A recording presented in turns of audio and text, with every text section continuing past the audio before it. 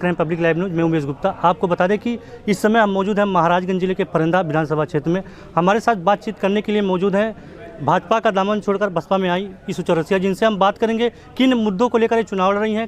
मैं चुनाव युवाओं के लिए, युवाओं के रोजगार के लिए, महिलाओं के सम्मान के लिए और विकास के लिए, भ्रष्टाचार मुक्ति के लिए और बहन मायावती जी का जो नारा है सर्वजन सुखाय सर्वजन हिताय, सारे समाजों के लिए। चंद दिन पहले भाजपा का झंडा लेके चल रही थी, भाजपा के एजेंडे में थी।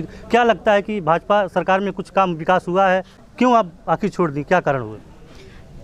मेरा सम्मान नहीं था, महिलाओं का सम्मान नहीं था, तो मैंने पार्टी छोड़ दी। नहीं, कुछ लोगों का आरोप है कि टिकट नहीं मिला, इसकी वजह से उन्होंने पार्टी छोड़ दी। क्या कहेंगे आप? टिकट तो अलग विषय है। जब ये बात तो मुझे नहीं अखरी थी जितना मेरे लोगों को अखरी थी। मैं यहाँ की बहू, बेटी, बहन हूँ। लोगों की जब सीएम साहब आए थे तो मंच पे मुझे ना जगह दे करके भी कई चीज़ें, कई बिंदुओं पे लोगों ने यहाँ पे बोला। लोगों ने सोचा हम पार्टी के कार्यकर्ता हैं, ये भूल गए थे कि मैं यहाँ की बेटी भी हूँ, मैं यहाँ की बहू भी हूँ।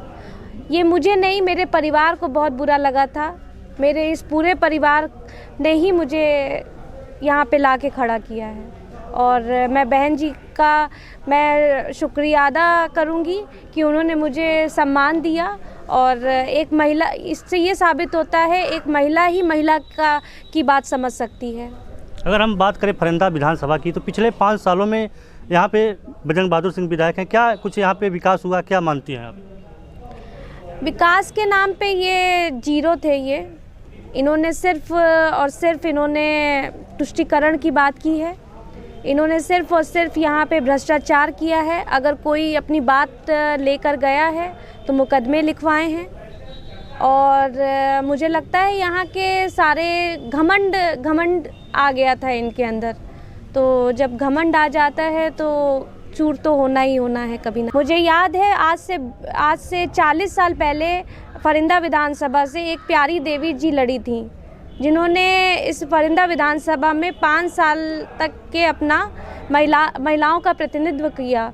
उसी तरीके से मुझे लगता है कि मैं 40 साल के बाद जब मैं अब आई हूँ, हालांकि मैं उनसे रूबरू नहीं हूँ, तब तो मैं शायद पैदा भी नहीं हुई होंगी, लेकिन जब 40 साल के बाद आज मैं प्रतिनिधित्व करने आई हूँ तो मैं जानती हूँ कि आगे चल के, मुझे विश्वास है कि आगे चल के युवा, नौजवान, महिला सब सशक्त हो जाएंगे यहाँ पे। और यहाँ पे रोजगार के नए नए मुद्दे आएंगे। और रोजगार तो निश्चित तौर पे आएगा जब आप व्यापार करने, जब एक नेता, एक प्रतिनिधित्व करने वाला व्यापार करने लगेगा तो निश्चित तौर पे यहाँ पे रोजगार का मकसद रह ही नहीं जाएगा। अगर हम बात करें फरिंदा विधानसभा की कि यहाँ की क्या मुख्य मुद्दे हैं, क्या लोगों की सुविधाओं के लिए है कि जो कि होना चाहिए? यहाँ पे स्टेडियम होना चाहिए युवाओं के लिए, जो खेल कूद में सबसे ज़्यादा महत्व रखते हैं। क्रिकेट स्टेडियम की बात हो तो अभी चंद दिन पहले आए थे योगी जी, उद्घाटन किए हैं।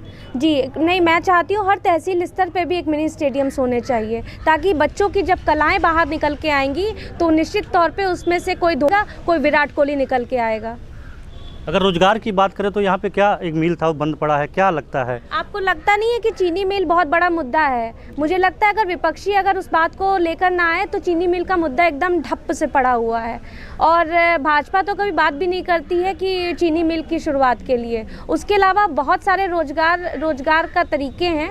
बड़े बड़े स्कूलों की फ्रेंचाइजी यहाँ पे आनी चाहिए, ताकि बच्चों का तो एक क्राइटेरिया बढ़ेगा ही बढ़ेगा। उसके अलावा जो यहाँ पे पढ़े लिखे जो टीचर्स हैं, जो उनको भी रोजगार का बहुत अच्छा महत्व मिलेगा। उनको एक कहते हैं कि एक प्लेटफॉर्म मिलेगा, जो कि अगर बेटियां हैं जो हमारे घर की, जो बहुत अच्छे क्वालिफिकेशन से बिलोंग करती है, अगर वो यहाँ से प्रिंसिपल होके जाएंगी, कल को किसी और प्रदेश में उनकी शादी होती है तो वहाँ पे उनका बहुत अच्छा वो होगा कि अरे हमारे घर की बेटियाँ फरिंदा की बहुत अच्छी हैं।